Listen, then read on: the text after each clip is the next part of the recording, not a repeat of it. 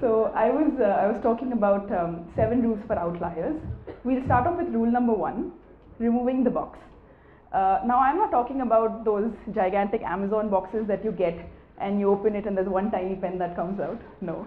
I'm talking about the boxes that we all consciously or unconsciously create in our minds for each new experience or event that we come in touch with. Let me explain what I mean.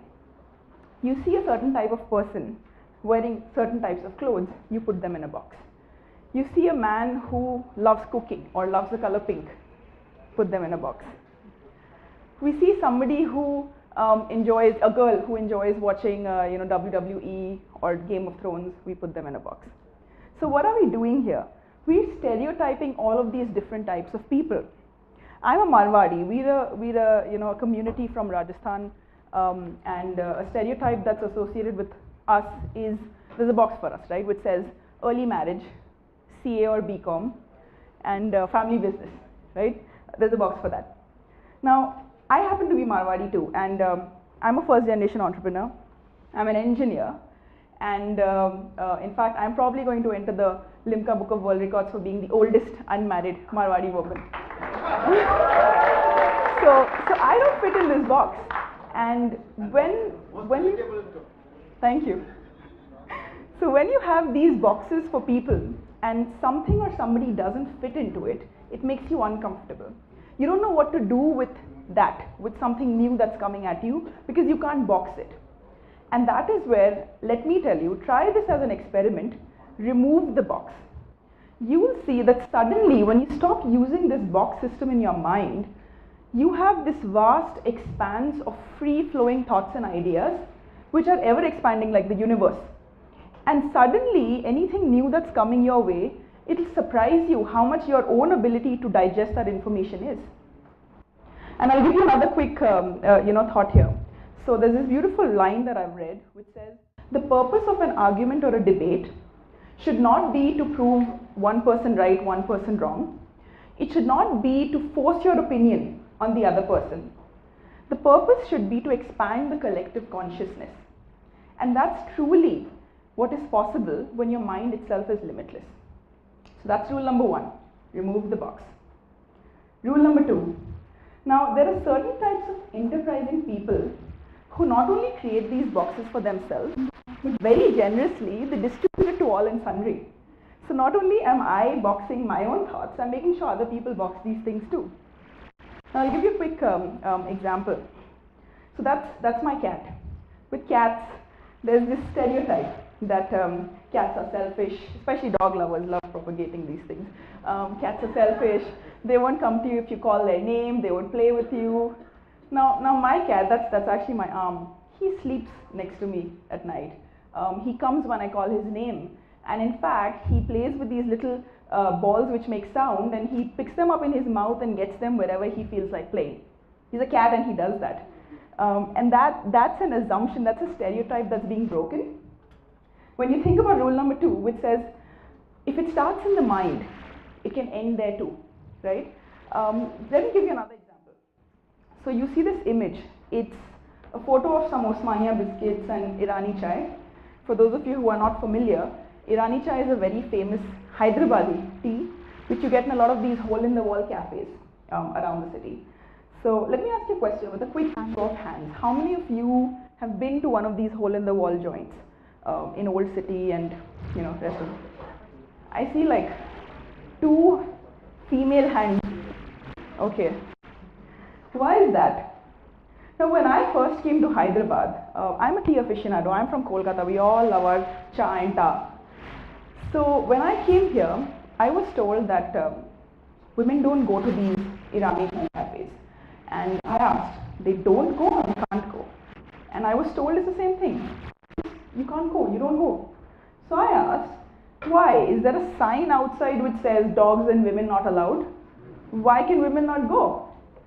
So as an experiment, one day, I decided to walk into an Irani chai cafe and order myself a cup of tea.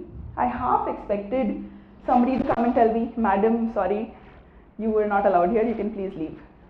Didn't happen. What did happen was I was, of course, treated like the plague, so the table I sat at became empty in record time. That's a different story. But nobody asked me to get out. And then each time that, in fact, I've done this over the years, I enjoy my cup of tea and I go to a lot of Irani chai cafes where I end up sitting and just having a little cup of solitary chai. Nobody ever tells me to get out. And what I've done here is I've actually challenged the current status quo there. I have broken a stereotype, I've broken the box. Because when people have confused can't with don't, and then they see that there is this woman sitting here and having chai, and when they see more of it, it becomes normal for them. And then you change that thinking that, okay, women are not allowed in this place. You know what? It's okay, they are. We were wrong. And that's how you break that assumption.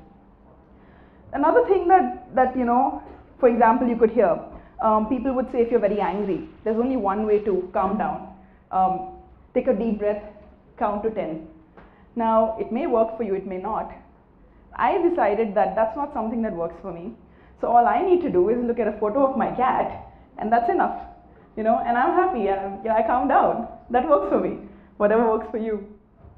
So that brings me to rule number 3. It's very easy when you think about it.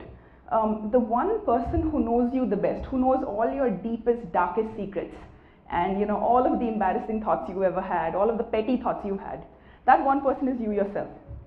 And very often, this person comes up with the worst times to remind you of all of these things you've done or have felt. Right? And that's so mean, right? Coming here and talking on this stage, there'll be a little, you know, voice inside me saying, hey, remember the last time you fell off the stage? Hey, remember the last time that you were here and you cracked that lame joke nobody laughed at? It's almost masochistic, right? We do this to ourselves. So I'm saying, instead of being your worst enemy, since you know yourself so well, try being your own best friend. The best friend who encourages you. The best friend who empowers you, who lifts you up when you're down. The best friend who will support you. So if I have to come here, my voice should tell me, you know what, today you will be speaking so well, your diction will be so great, you will enunciate everything so clearly, everybody in the audience will get what you're saying.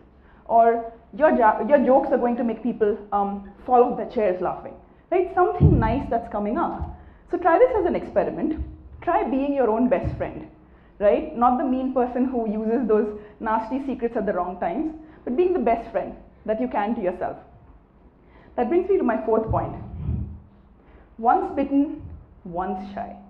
Why is this important? Now, a lot of us here, especially in the Indian context, we feel that failure is an impediment. Right? Nobody wants to have a backlog. It's like the end of the world.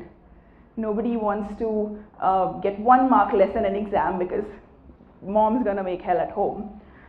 If you start up and it fails, well, you know, suddenly everybody will be like, I told you so. Ye to hona hi tha. This had to happen. So this act of not using that failure to your advantage, it's actually disadvantageous for us. Because each time that you're bitten, if you feel that that's enough to deter you from ever doing it again, you're losing out on so much. I'll give you my example. I started my company Mercius 6 years ago, bootstrapped, no daddy's money. And we started working with augmented and virtual reality. Now, as you can imagine, first things we heard were, you're in the wrong country, you're in the wrong space, you're in the wrong time, you're too early, all of these different things that happened. Now, we could have taken each of these critiques and feedback and shut shop in 3 years, and we would have become a statistic. 95% of startups shut down in the first 3 years, right? That's what we would have gotten to. But because we learned from each experience, each failure, each time that we stumbled and fell, is why today we have been able to create a virtual reality software with which anybody can create their own VR without any need for coding. And that's something that's redefining access of VR to the normal person. And we wouldn't have been able to do this 6 years ago. We've been able to do it because this is the summation of all the things that have happened till now. Which is why it's so important that if you're bitten once, maybe be smarter the next time. But make sure that you limit it to once bitten, once shy. Right? Which brings me to the next point. And I don't know if any of you can read that. It'll take courage to get up maybe and come here and read it. I'm talking about having the courage to be shameless. Why? Now, all of us have this button in our minds which is constantly active if we're in a public situation, right? We're thinking, oh, I'm dancing, like everybody must be staring at me. I must look so ridiculous. There's a pimple on my face today. Everybody's just staring at that. There's a tear in my dress. I got out of the cab and I've done that. Everybody must be looking at that. You're constantly self-conscious. You're constantly thinking of being embarrassed or being feeling guilty about something. That button, it just refuses to turn off.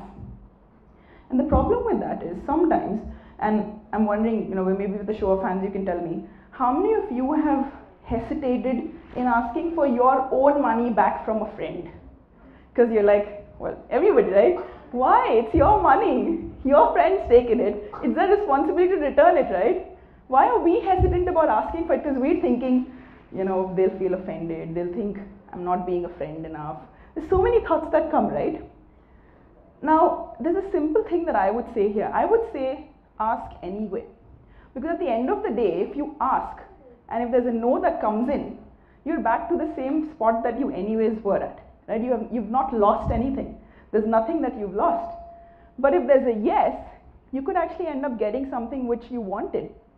And it's very important. If you talk about negotiations in business, for instance, there's a concept around leaving too much at the table. And that happens when you just don't ask. There's no harm in asking, apart from losing a little bit of your ego. What else do you have to lose, right? And so I will say ask anyway. In fact, I would say that if it's serving your purpose, there's nothing wrong with asking. For those of you who are sleeping now, I'm telling you, you should be looking here.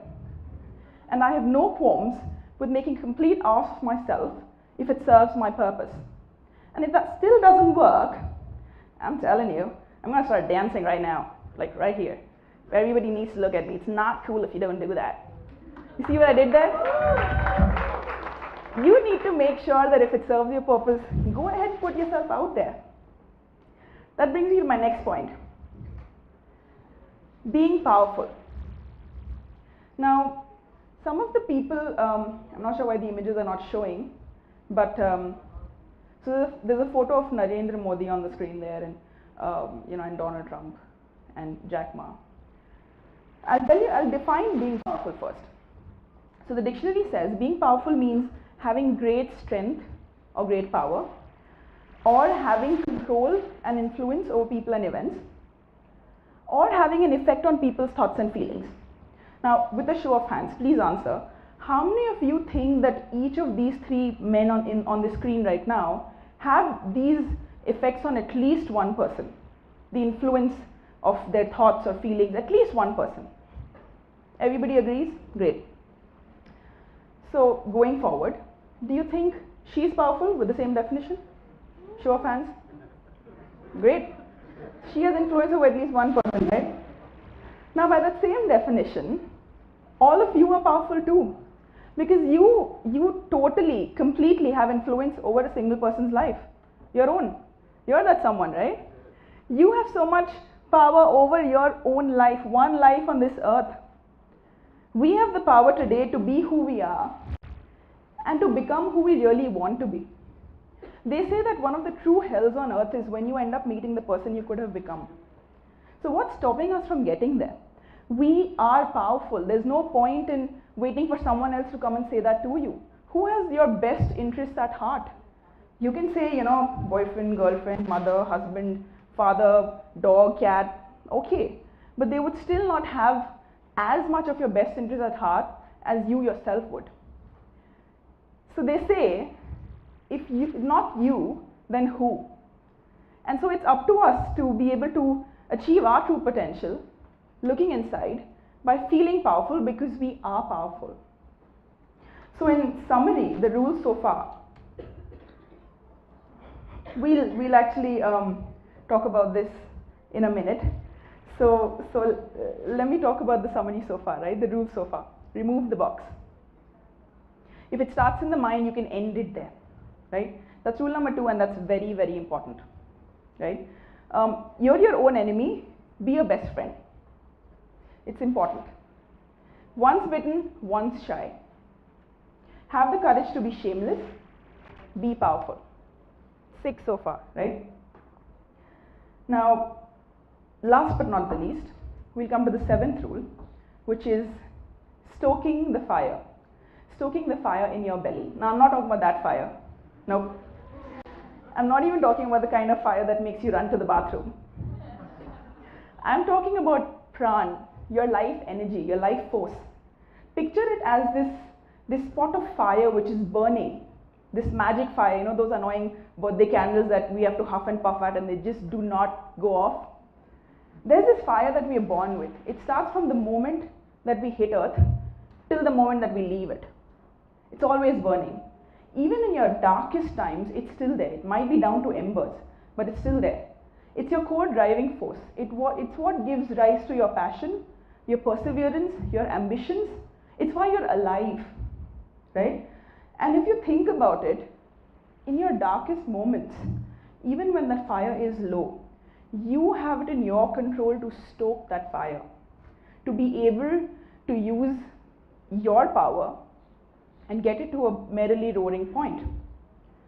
So going back to the image you saw just before this of me in a hospital bed, that was taken a couple of hours after I was hospitalized with multiple fractures in my spine. This photo is less than 2 years old.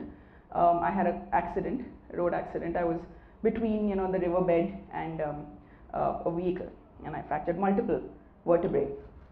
So now that's something that I didn't have power over. It happened. But my reaction and how I dealt with this situation was in my control. So here, this is a photo that I shared with friends because I didn't want to make it worse than it was. It was pretty bad. And then the next 2 years have been so difficult for me because I've been battling with the bed rest issues that followed. I was bedridden for almost 4 months. And now if you look at my MRIs of the back, it's like an old woman's. I mean, there's so much stuff there. But I was able to realize at every point that I have the power to be able to react and do what I need to. Let me tell you a quick secret. 10 days ago, and this is something again I've not shared on a public platform so far, so giving TED its importance. 10 days ago, I fell down a flight of wet stairs and I fractured my back again. This time just one vertebra, but I did. And you know what was the first thing I asked the doctor when he told me this amazing news? I asked, but I have a TEDx talk in less than 2 weeks. I want to go for it. How will you make that happen? And that's, by the way, me being quite shameless and asking him anyway. He could have said he was going on with his 3-week bed rest blah rant. And then he's oh, okay, well, we have a few days for it. We'll make it happen. But that was again me stoking my fire. I have just found out that this crap happened again. And I'm like, no, I'm not going to let that take me down. And I'm here today, literally with a 10-day-old crack in my spine, because I followed all of those rules. I have removed the box where you're thinking about, oh, fracture, bed rest, remove that box. I ended assumptions in the mind where you're like, can I, should I, has it been done, can it be done? It's like, it's like Serena Williams. She was pregnant when she won this year at the Australian Open, and Roger Federer, who became the oldest man to win his Wimbledon Grand Slam. These people weren't thinking that just because it hasn't been done, it can't be done. So that assumption was ended there, right? I became my own best friend. So when I decided that I want to come here, I supported myself and put my energy behind that decision. I was able to do that. Once bitten, once shy. I made sure that just because I have a bad staircase experience, maybe next time I'll be smarter. I'll make sure I'll hold the railing, or I'll have some handsome guy here to help me out, or I'll make sure that my hands are free so I don't fall again, right? Made sure that happened. I had the courage to be shameless. Like I said, whatever's the worst that can happen, I'll deal with it. I'm putting myself out there. If I trip and fall right now because I can't stand, well, I'll just make some lame old lady joke and that's it, right? And I am powerful. I'm here because I feel powerful. And last but not the least, I'm stoking the fire within me. I'm making sure that it burns bright and is going to keep burning till the last breath leaves my body. So let's, change the world, start with self. Thank you.